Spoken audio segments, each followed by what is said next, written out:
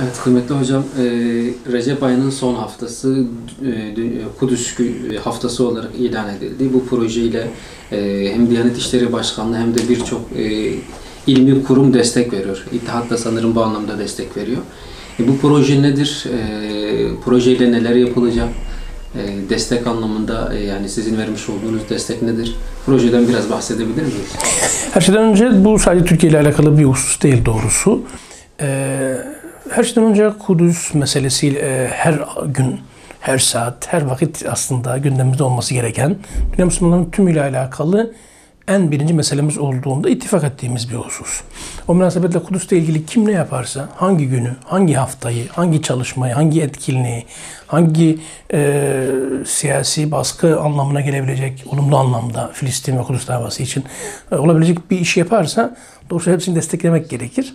Ancak belki Recep ayının son haftasında gerçekleşen, vuku bulmuş olan Miraç hadisesi, İsra hadisesinin büyüklüğü, içinde bulunduğumuz 3 ayların mübarekliği hususu bu işi biraz daha ehemmiyetli kılıyor. Malumunuz Recep ayı haram aylardandır. Bizzat Kur'an'da geçen 4 tane haram aydan bir tanesi Recep'tir. Diğer taraftan 3 aylar gibi mübarek iklimin birinci ayıdır Recep. Allah Teala'nın mübarek kıldığı aylardan diye biliyoruz. Bütün aylar mübarek olmakla beraber. 27. Gecesi ise Peygamber Aleyhisselam'ın ayette geçtiği üzere bir gece mucizevi bir şekilde Allah Teala tarafından Mekke'den işte Kudüs'e, Mescid-i Aksa'ya yürütülmesi hususudur. Oradan da rivayetlerden bildiğimiz üzere Allah Teala'nın huzuruna çıktı. Miraç dediğimiz hadisenin vuku bulduğu gündür. Gün ve gecedir.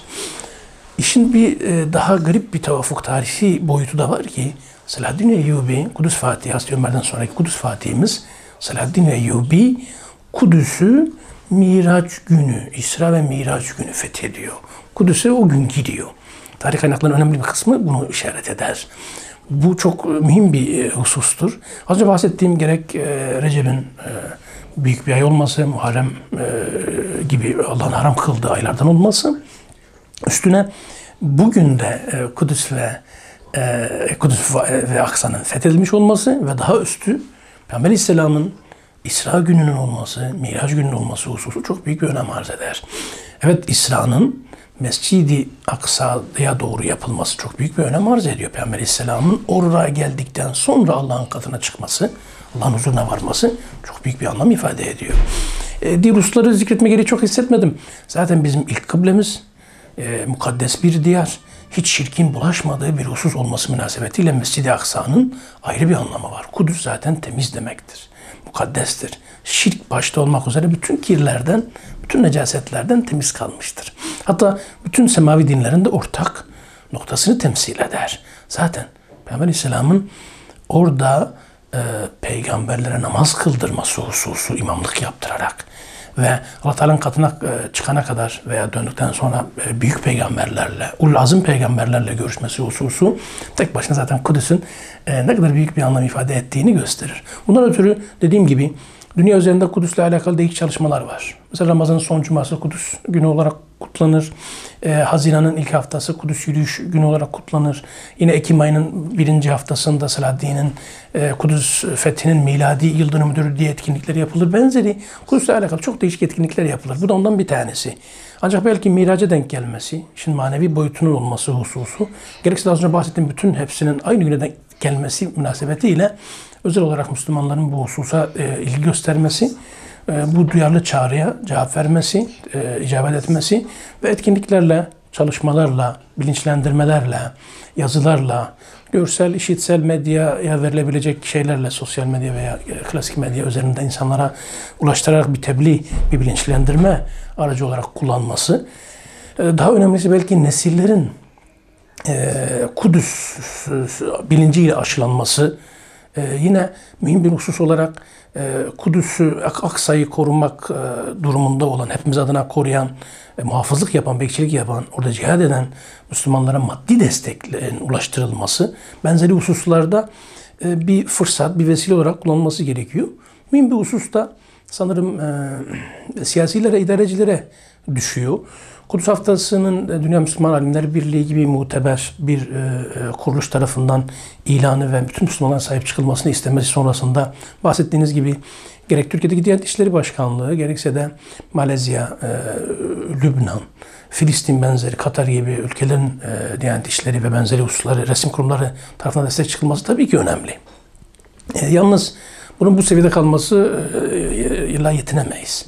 Müslümanlar bulundukları yerlerde bu az önce bahsettiğim benzeri etkinlikleri oluşturarak, bu havayı oluşturarak, gündemleştirerek idarecilere de yöneticilere de daha somut, daha ciddi, doğru dürüst bu meseleyi sahiplenmek ve bundan geri adım atmamakla alakalı bir baskı unsuruna dönüştürebilmelidirler doğrusu. Gerek maddi anlamda, gerekse de siyasi ve belki askeri anlamda daha fazla destek vermek anlamında bir şeye dönüştürülmelidir.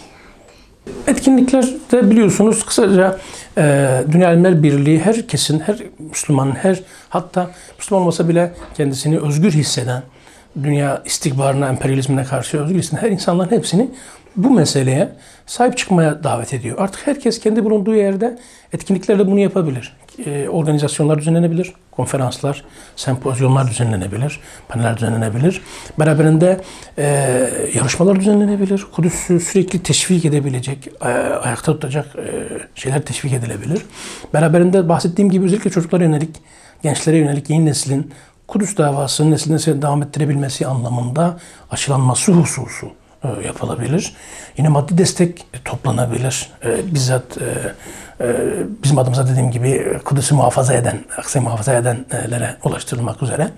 Ve dediğim gibi yine gündem oluşturularak idarecilerin Kudüs davasına sahip çıkılması istenebilir. Zira işin siyasi boyutunda son bir seneye aşkındır Amerika'nın bir önceki başkanının döneminde ilan edilen sözün ona 100 yılın anlaşması hususuyla beraber başlayan ve sonrasında normalleşme diye söyledikleri İsrail'le bazı İslami devletlerin, halkı Müslüman olan devletlerin güya barış anlaşması imzalayarak aslında Kudüs'le, Aksa ile alakalı direnişin bitirilmesi, kısa sürede bitirilmesiyle alakalı onu hedef edinen büyük bir projeyle karşı karşıyayız siyasi anlamda.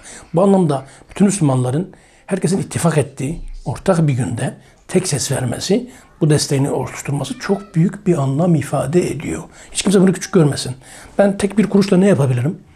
Ben tek bir sözle ne yapabilirim? Tek bir tweetle, tek bir çocuğa bir Kudüs'ü ifade ettirmekle, bilincini aşılamakla, elimi kaldırmakla, bir yürüyüşe girmekle ne gibi bir katkın bulunur diye düşünmemeli. Yok, tam tersine ne kadar fazla destek verebilirsek, ne kadar bilinci uyandırabilirsek o kadar karşımızdakilerin aslında çok güçsüz, çok zayıf olduğunu göreceğiz ve bundan çok çekindiklerini de fark etmiş olacağız. Aslında asıl mesele Müslümanların ortak bir şekilde, ortak vakitlerde ortak söz söyleyebilmesi. Bunu yapılabilirse biz Kudüs'e karşı olan görevimizin hakkıyla yerine getirebilmenin yolunu açmış oluruz diye düşünüyorum.